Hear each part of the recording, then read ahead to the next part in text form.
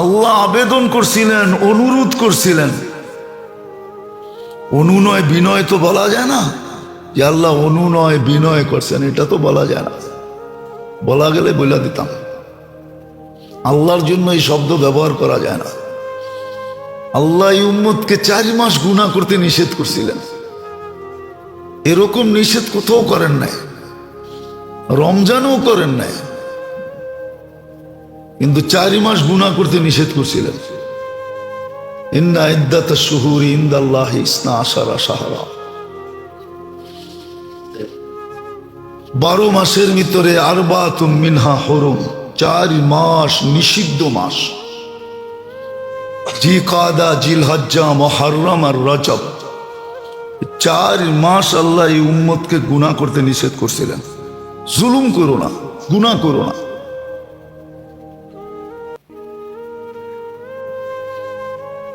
কোরআনে সব আছে, ফালা তাযলিমু ফীহিন্না আনফুসাকুম, তোমরা গুনাহ করো না 4 মাস। 4 মাস যদি গুনাহ না করো তো 8 মাস আমরা মাইনা নিব, 8 মাস মাইনা নিব। 4 মাস গুনাহ করো না, 4 মাস গুনাহ করো না, কমসে কম 4 মাস করো না। 11 মাস বন্দেগি না করো, 11 মাস যদি বন্দেগি নাও করো, কমসে কম 1 মাস বন্দেগির থেকে নিজেকে দূরে রাখো না।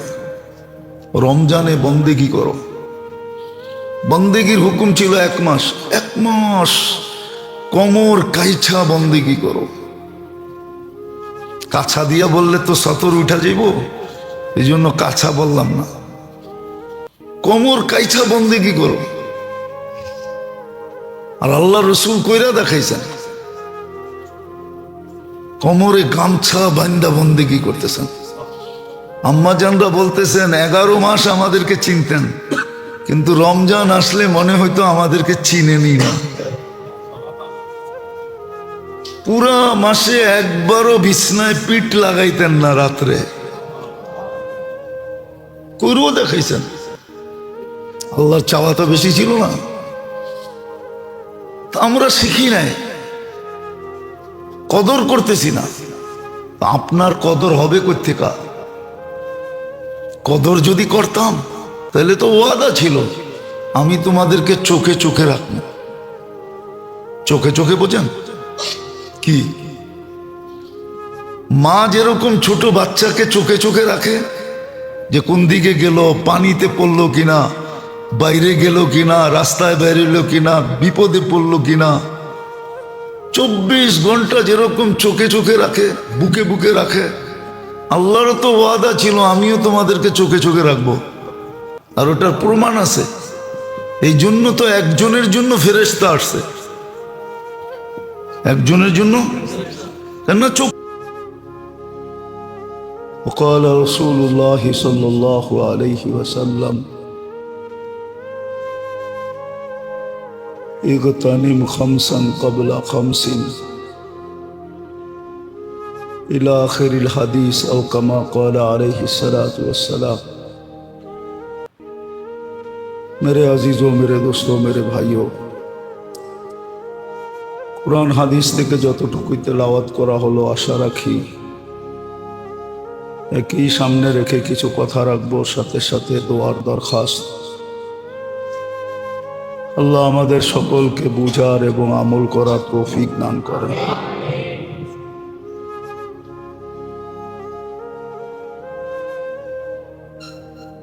কদর বা মূল্যায়ন করা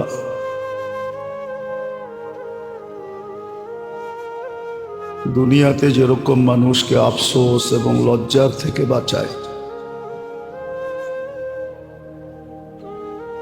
সুযোগের মূল্যায়ন, কদর মানুষকে দুনিয়ার বুকে আফসোস এবং লজ্জার থেকে বাঁচায়,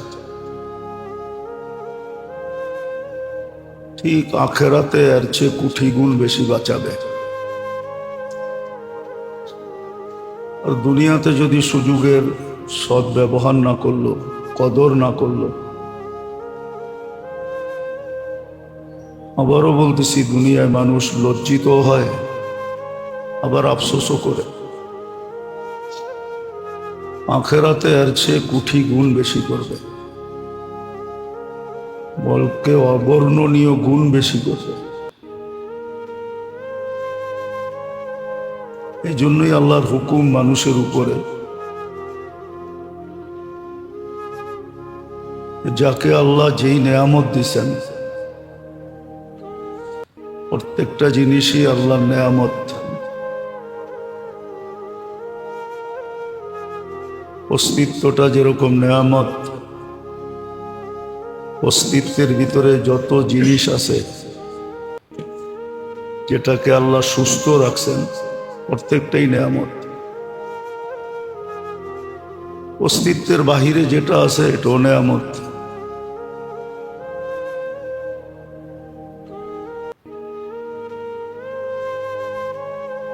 কিন্তু আজকে যে মূল্যায়ন করবে, অঙ্গ প্রত্যঙ্গের মূল্যায়ন যে করবে, অথবা আল্লাহ প্রদত্ত নেয়ামতের যে মূল্যায়ন করবে,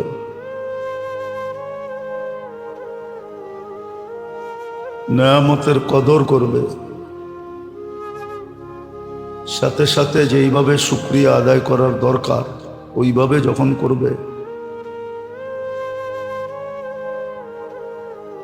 তো যে চিরদিন লজ্জার থেকে বেঁচে যাবে।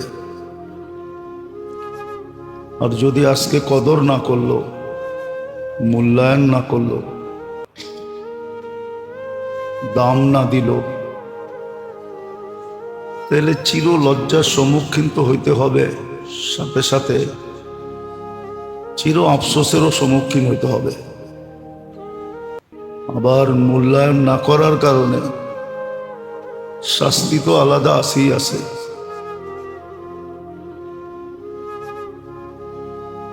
এই জন্য যাকে যতটুক নেয়ামতই আল্লাহ দিয়েছেন, শারীরিক নেয়ামত হোক, হায়াতের নেয়ামত হোক, যত ধরনের নেয়ামত হতে পারে, পুরাটার উদ্দেশ্যই হলো মূল্যায়ন করা, যেন কদর করে।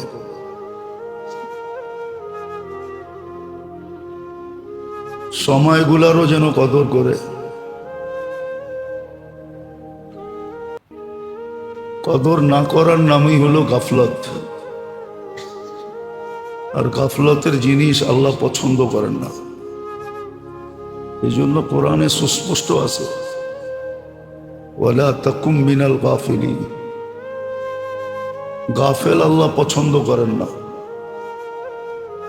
আল্লাহ রসূল সাল্লাল্লাহু আলাইহি ওয়াসাল্লাম গাফলতের থেকে পানা চাইতেন। উদাসীনতা যাকে বলে, গাফেল হওয়া যাকে বলে। এই জন্য নেয়ামতের কদর যে করবে, যে নেয়ামতের কদর করবে, তারও কদর বাড়তে থাকবে। যে নেয়ামতের কদর করবে, তার ব্যক্তিগত কদর বাড়তে থাকবে। উদাহরণস্বরূপ যদি দেওয়া যায় বোঝানোর জন্য, একজন ছাত্র অবস্থায় সে যত বেশি তার শিক্ষার কদর করবে আর শিক্ষাকে অর্জন করার মতো করবে, তাইলে একদিন শিক্ষাই তাকে উচ্চ পদে উঠাবে, তার ব্যক্তিগত কদর বাড়বে। যখন উচ্চ পদে উঠবে তো মানুষ তাকে সার বলবে, ইজ্জত করবে, সম্মান করবে, তার ভ্যালু দিবে, সে বড় দামি হবে। আর দেখা যাবে একই ক্লাসের ছাত্র, সে তার ছাত্র জীবনকে কদর করে নাই। হতে পারে এরকমই, হতে পারে কদর না করার কারণে, হতে পারে যে একই ক্লাসের ছাত্র, একজন উচ্চ পদস্থ আরেকজন ওই অফিসেরই কেরানি। একজন আরেকজনকে দেখলেও লজ্জা পাবে। তো কদর করার দ্বারা যে কদর করে, মূল্যায়ন করে, সে নিজেও মূল্যায়িত হয়, দামি হয়। এটা যেরকম দুনিয়ার বেলায় প্রযোজ্য, দুনিয়ার ব্যাপারে যে এটা বোঝা কঠিন না, সহজ। এটা যেরকম দুনিয়ার বেলায় প্রযোজ্য, ঠিক আখেরাতের বেলায় আরো বেশি। যে আল্লাহর নেয়ামতকে যত বেশি কদর করবে, আল্লাহর কাছে সে তত বেশি মূল্যায়িত হবে, দামি হবে। আর এটাই সত্য। বংশগত পরিচয় সে ফকির কিনা এটা দেখা হবে না, দুনিয়াগত পরিচয়ে সে ফকির কিনা, গরিব কিনা, বংশ বুলি কিরকম এটা দেখা হবে না, যে তার বংশ কিরকম, বুলি কিরকম, রং কিরকম, টং কিরকম, এটা কিচ্ছু দেখা হবে না। আমি ইন্দাল্লাহ বলতেছি, ইন্দাল মানুষ বলতেছি না, মানুষের কাছে না। তো ইন্দাল্লাহ সে মূল্যায়িত হবে। হাজারো ফকিরের কাহিনী আছে, ফকির, হাজারো ফকিরের কাহিনী দুনিয়াতে আছে, যে ফকির। বুখারী শরীফই আছে, ছিঁড়া কাপড়, ফাড়া কাপড়, ময়লাযুক্ত চেহারা, পেটে ভাত নাই, কাপড় নাই, দুনিয়ার চোখে বড় ঘৃণিত। কিন্তু মা দোয়া করতেছে, আল্লাহ আমার সন্তানকে এরকম বানায়েন না। কিন্তু সন্তানের অন্তর চক্ষু খোলা ছিল। সে বলতেছে, আল্লাহ আপনি আমার মায়ের দোয়া কবুল করেন না। সে বলছে, আরেকজন আসছে যে পোশাক আশাক রাজপুত্রকেও হার মানায়, যা আমার ছেলেকে এর মতো বানায়। তো ছেলে বলছে, আল্লাহ আমাকে এর মতো বানায়েন না, বরং ওই ছিঁড়া কাপড়, ছিঁড়া কাপড় চোপড়, পেটে ভাত নাই, চেহারা ময়লা, চুল এলোমেলো, দেখলে কারো চোখে লাগে না, আমাকে এর মতো বানায়। মা জিজ্ঞাসা করছে, কেন? বলছে, ওই যুবরাজের মতো যদি সারা দুনিয়ার মানুষও হয়ে যায়, তাহলে এই ছিঁড়া কাপড়ওয়ালার দাম যতটুকু আল্লাহর কাছে, সারা দুনিয়ার মানুষ ওর মতো হয়ে গেল, আল্লাহর চোখে বিন্দু পরিমাণ দাম নাই। বুখারী শরীফে আছে। বিধায় মানুষ যখন নেয়ামতের মূল্যায়ন করে, তো শুধু নেয়ামতের মূল্যায়ন হয় না, বরং নিজের মূল্যও বাড়তে থাকে। দুনিয়ার উদাহরণ তো সুস্পষ্ট, যেটা বললাম। প্রত্যেক ক্ষেত্রে যখন মানুষ ওই ক্ষেত্রের মূল্যায়ন করে, তাহলে তার দামও বাড়তে থাকে। ছোট ব্যবসায়ী যখন ব্যবসার মূল্যায়ন করে, করতে করতে একদিন দেখা যায় বিশাল ব্যবসায়ীতে রূপান্তরিত হয়, শিল্পপতিতে রূপান্তরিত হয়। মানুষ তাকে মূল্যায়ন করে। হাজারো প্রমাণ দেখানো যাবে বাংলাদেশে, যাদের শুরু থেকে এখন কোথায়, এখন মানুষ কতটুকু মূল্যায়ন করে। আর শুরু যেই দিন করছিল ওই দিন কয়জন মূল্যায়ন করত। কিন্তু হ্যাঁ, কদরের কারণে, আর এটাও সত্য, আল্লাহর অঙ্গীকার আছে, ইন্নাল্লাহ লা ইউযায়্যিউ আমালা আমিলিন, যে কদর করবে আল্লাহ তার কদরের মূল্য দিবে। এটাও আল্লাহর অঙ্গীকার। কারো পরিশ্রমকে আমরা বৃথা দেই না। যখন পরিশ্রম করে তো ফল কিছু না কিছু আসেই, এটা আল্লাহর অঙ্গীকার। এই জন্য মেরে দোস্ত, কদর, মূল্যায়ন, নেয়ামতের মূল্যায়ন, এটা আল্লাহর হুকুম। নেয়ামতের মূল্যায়ন করো, তাহলে তোমার নিজের মূল্য বাড়বে। আর এত বাড়বে, এত বাড়বে, এত বাড়বে যে আল্লাহ পর্যন্ত জান্নাত দিয়া কিনবে।